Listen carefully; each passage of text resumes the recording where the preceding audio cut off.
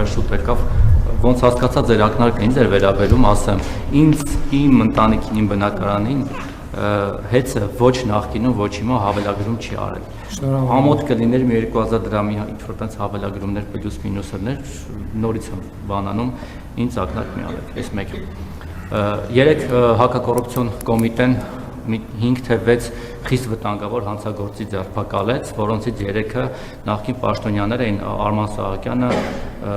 Արտեմ Ասատրյանը եւ Դավթյան Հայկը, հետո մի քանի ժամ հարցաքննելուց հետո ըստ մամուլի փողերը վերցրեց եւ բաց թողեց, հիմա այդ վտանգավոր հանցագործները դուրսն են։ Այս կոնտեքստում ես հիշեցի նախկին սրբերից մի երկուսի անունները, օրինակ Բուլկի Արամ անունով նախարար կար, Արամ Հարությունյանը։ Այդ մարդը ձեր օրոք շատ բարեհաջող ձևով երկից թռավ, ու հիմա ոչ ոք չգիտի այդ մարդու տեղը, ոչ ոք չի հիշում այդ մարդու մասին, քաղաքական հայտարարություններ չեն արվում։ Նույնը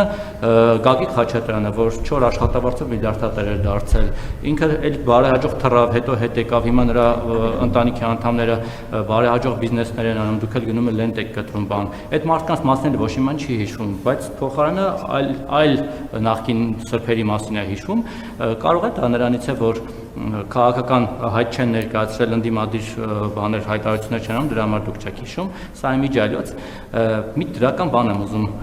տենդենս եմ ուզում արձանագրել ձեր վիդեոներում, վերջերս ձեր նայում եմ այդ ձեր վիդեոները առավոտյան, հատկապես որ հեգնում եք այդ ուժեղներին բանին, հələ ջի մարաբան, մի տեսակ հետաքրքիր յուրահատուկ սարկազմ է նկատում ձեր մոտ, որը ինձ էլ է տպավորել, որոշել եմ ես էլ այդ ոճով ձեզ հարց տալ, հուսով եմ դեմ չեք։ Տեսեք, դուք անընդհատ չնայած նրան, որ դուք մեզ սպառնում եք, չգիտեմ, էլ պատերազմով, էլ ծնոտդ կոտրվի, էլ չգիտեմ ինչ կլինի, անգործ կմնաք, ժողովրդին եք սպառում տարբեր բաներով, դուք ինքներդ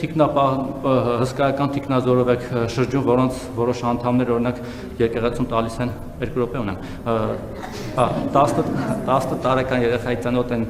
չգիտեմ, ջարդում, չնայած լավ թիկնապաներ ունեք իդեմս օրինակ ձեր լյովի եւ այլն, այդքանով հանդերձ մենք ձեզանից չենք վախենում։ Փոխարենը դուք ուզում եք, որ մենք վախենանք օրինակ Ռոբերտ Քոչարյանից, Սամվել Կարապետյանից, Գագիկ Ծառուկյանից, ինչ եմ այս երեքի անունը տալիս, որտեղ այդ երեքին դուք տես փաթեթով սարքել եք վերջերս ձեր տեսանյութերից մեկում բան, եռագլուխ հրեշ ու ասում եք, որ այ եթե ինձ չընտրեք, այս մարդիկ են գալու, այդ հրեշները ձեզ չգիտեմ ինչ են անելու։ Ուզում եմ հասկանալ Ռոբերտ Քոչարյանի ինչից պիտի մենք վախենանք։ Դուք անձամբ վախենում եք Ռոբերտ Քոչարյանից։ Եթե վախենում եք, ես չգիտեմ, շփվել եք իր հետ թե չէ, ես որպես իր հետ շփված մարդ անկեղծ կարող եմ ասել, հեչ վախենալու չի։ Էլի ձեր ոճով ասեմ, դուխով եղբայր, դուխով։ Իրանից վախենալ պետք չի, բայց խնդրում եմ իրանով մեզ էլ մի վախեցրեք։ 18 թվին Սերժի Մերժեցիք, տեսանք ինչ եղավ, դուք ընտրվեցիք, 21 թվականի Քոչարյանով վախեցրիք, էլի ինքը եկավ դուք ընտրվեցիք, հիմա էլի ուզում եք Քոչարյանով վախեցնել։ Ինչի համար եք ուզում Քոչարյանով մեզ վախեցնել։ Կամ այն խեղճ Սարգսյանին ինչ եք բերել մեջ մտցրել, սարքել եռագլուխ։ Իրանք ինչով են վախենալու, ինչով են ավելի վախենալու, քան Արման Թաթոյանը, Սուրեն Պետրոսյանը, չգիտեմ, Գուրգեն Սիմոնյանը, էլ ինչ-որ մարդիկ, ՀԱԿ-ը։ Շնորհակալություն։ Շնորհակալություն ձեր վերությունից։ Ընդհանրապես որևէ մեկին ժողովրդին առավել եւս վախեցնելը դա անհետեցություն է, որովհետեւ եթե վախենալ որևէ մեկից պետք է որպես ահարկու ուժի, դա ժողովուրդն է, ուրիշ որևէ մեկից վախենալու անհրաժեշտություն որևէ մեկը չունի, որովհետեւ Հայաստանում ժողովուրդը իշխանության բարձրագույն կրող է եւ աղբյուր է եւ կարող է կայացնել ցանկացած որոշումներ, հետեւաբար վախեցնել ժողովրդին դա կներեք ոչ ճիշտ ձևակերպում է, որովհետեւ ժողովուրդը գերագույն ուժ է, գերագույն իշխանություն է, իշխանության տեր է, իմ գործատուն է, իմ ղեկավարն է եւ ես չեմ կարող նույնիսկ մտքովս անցնել, որ ես ժողովրդին վախեցնեմ։ Էսա պատճառը, որ մենք նաեւ ժողովրդին փորձում ենք հաշվետու լինել մեր արածների, մեր չարածների մասին եւ հաղորդակցության մեջ լինել։ Ինչ վերաբերվում է ձեզ այդ հաղորդակցությանը, ես հաղորդակցվում եմ երբևէ գուցե ազատ ոճով, երբևէ գուցե ստեղծագործաբար, երբեմն գուցե պատկերավոր, երբեմն գուցե էմոցիոնալ, բայց ես չեմ հիշում, որ ես ձեզ սպառնացած լինեմ ծնոտ ջարդելով, ես ընդհակառակը հիշատակել եմ այն դեպքը, որի մասին դուք ինքներդ եք պատմել, ես այդտեղ ներկա չեմ եղել, կներեք, ես նկատում եմ, որը մեկին սպառնալու ընդհանրապես միտում եւ մտադրություն չունեմ։ Ինչ վերաբերում այդ վախենում ես, չես վախենում, այդ բան անիմաստ խոսակցություն է։ Ինչ վերաբերում է պետական պահպանության ծառայությանը, պետական պահպանության ծառայությունը ինստիտուտ է, որը աշխատում է իր գործառույթները իրականացնելու ուղղությամբ եւ պետք է աշխատի իր գործառույթները իրականացնելու ուղղությամբ։ Ձեր մյուս հարցերին, ձեր նշած բոլոր անձանց վերաբերյալ կան իրավական գործընթացներ։ Մի մասը գտնվում են հետախուզման մեջ, մի մասը ինչքան գիտեմ խափանման միջոց կա ընտրված,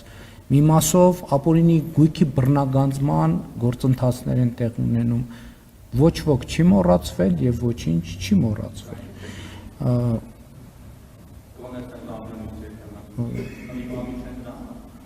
Իսկ ով ասում ընդդիմադիր չեն։ Դե բա որ չգիտենք ուրա ինչա ինչ իմանանք ընդդիմադիր է, բա ինչ գիտեք ընդդիմադիր չի, եթե չգիտեք ուրա։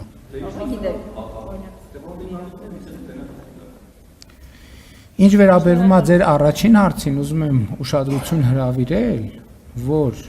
տեղի է ունեցել 60 մի շատ տարօրինակ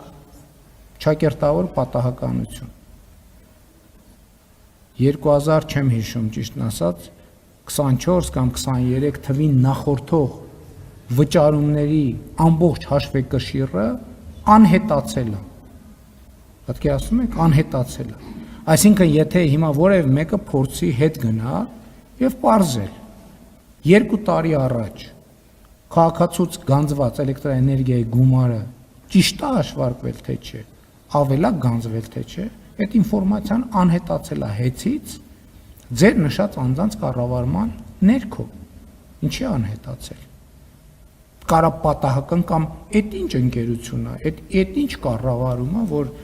ամբողջ բազան անհետանում է։ Դուք չգիտեք, դուք չեք կարող ասել, դուք ճիշտ է տենց բան պնդում եք, որ ձեր վրա ոչ մի հավելագրում չի, դուք չեք կարող դա ասել։